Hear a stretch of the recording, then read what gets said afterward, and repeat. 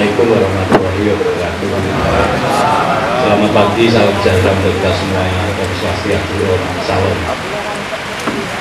Bapak Wali Kota yang saya hormati, Bapak Wakil Wali Kota, Sekda, pimpinan DPRD dan anggota, kemudian teman-teman dari Muspika maupun yang lain, seluruh jajaran pemerintah Kota Surakarta, hadirin sekalian, adik-adik wartawan.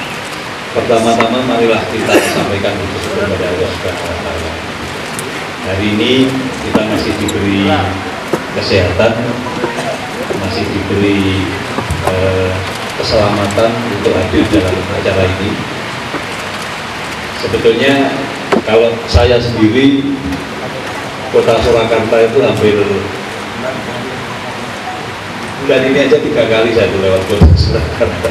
Kemarin hari Minggu lewat, ini lewat lagi, sehingga kalau yang namanya makanan juga sudah hafal. Ya. Ada soto Triwindu, soto Gandil itu hafal. Sampai kalau tengkleng ya siapa? Mbak Dia dan siapa tuh? Bogala ya.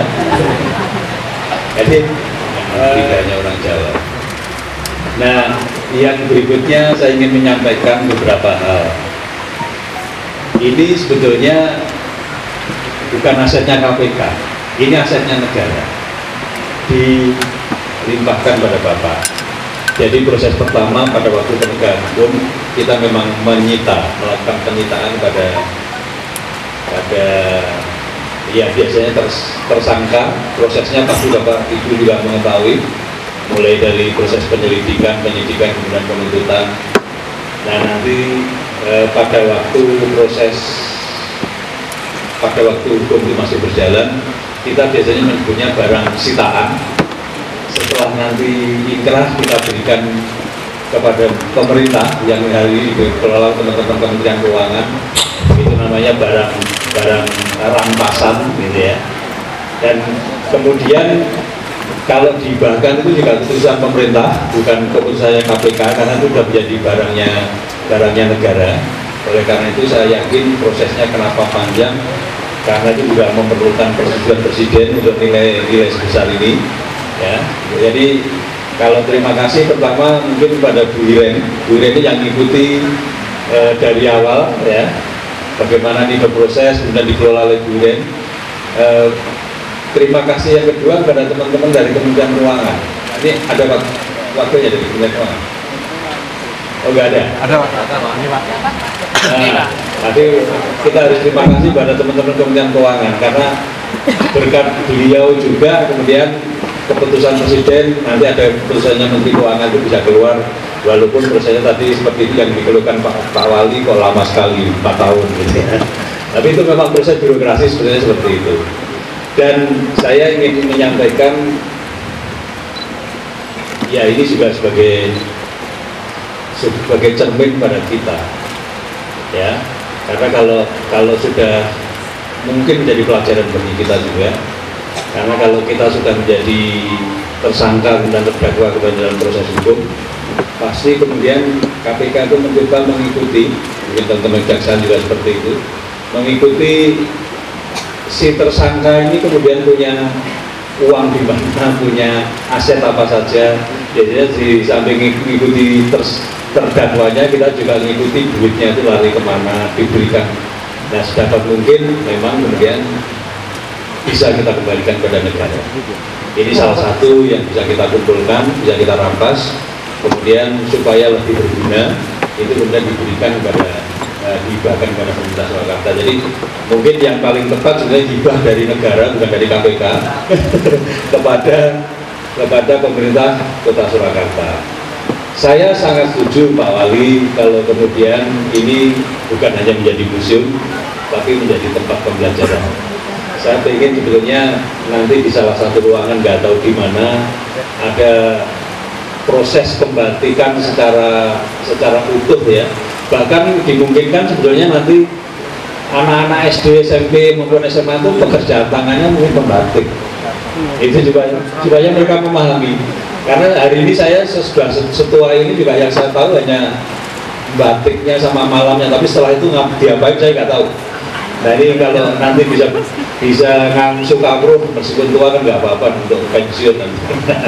Jadi itu mungkin sangat baik, dan itu juga memberikan kepada anak-anak kita, kan tidak semua anak-anak kita yang di bangku sekolah itu kemudian cukup mampu ya untuk melanjutkan pelajaran ke lanjutan ke tingkat yang lebih tinggi.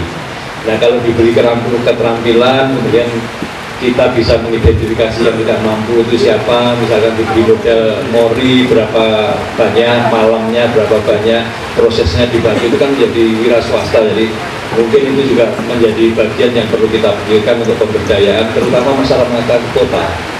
Masyarakat kota ini penting sekali. Biasanya kalau kita berbicara mengenai yang golongan kurang mampu, identifikasi program atau pekerjaan untuk mereka itu yang kadang-kadang sangat sulit. Tapi saya yakin kalau kita nanti bisa memberikan jalan keluar itu akan sangat baik bagi mereka. Kemudian saya juga ingin wanti-wanti, walaupun sebagaimana banyak diketahui bahwa Kota Solo paling tidak kan dipimpin Pak Jokowi hampir 2 periode ya kalau nggak salah ya. Landasan-landasan untuk berpemerintahan yang menegakkan good governance paling tidak sudah mulai dicanangkan. Nah, tapi itu jangan sampai dilupakan dan jangan sampai kita kemudian malah menjadi lemah. Praktek yang berurusan dengan KPK hari ini, kalau Bapak Ibu lihat, itu selalu pemerintah daerah itu, ya contohnya kalau di Klaten, itu masalah sopor menyogok untuk jabatan, ya kan? Jadi mulai rekrutmen sudah dimintai, mulai nanti pindah. Bahkan seorang guru yang tidak pindah pun harus bayar, namanya uang syukuran. Nah, itu yang tidak betul itu kan. Nah, jadi kalau tidak dipindah itu katanya sudah syukur, itu ada uang syukurannya. Itu yang tidak betul. Oleh karena itu harus dilakukan betul. Jadi seperti itu, tolong betul dijaga. Kemudian yang kedua, di samping sopor menyogok untuk pengangkatan, mutasi dan rotasi, yang tidak kalah pentingnya juga pengadaan barang jasa. Ya, pengadaan barang jasa ini harus menjadi perhatian kita di banyak tempat. Kasus yang dijumpai KPK juga seperti itu. Oleh karena itu saya juga wanti-wanti tolong dijaga betul. Jangan Bapak Ibu kemudian mengabaikan apa yang sudah dirintis oleh Presiden kita pada waktu beliau berada di sini. Mari kita jaga, mari kita terus perbaiki, terus digerakkan supaya makin baik. Kemudian seolah-olah masalahnya itu banyak sekali, seolah-olah kemudian tidak ada jalan keluarnya gitu ya. Mari kita berpikir jernih, sebenarnya kondisinya tidak seperti itu. Bahwa kondisi ada hal-hal yang belum kita sempurnakan itu betul, ada hal-hal yang belum kita perbaiki itu betul. Tapi kalau kita melihat perkembangan negara ini sebetulnya cukup menggembirakan dan cukup menjanjikan untuk masa depan yang lebih baik. Mari saya beri contoh. Bapak Ibu mungkin melihat orang negara yang korupsi itu diukur dari indeks persepsi korupsi.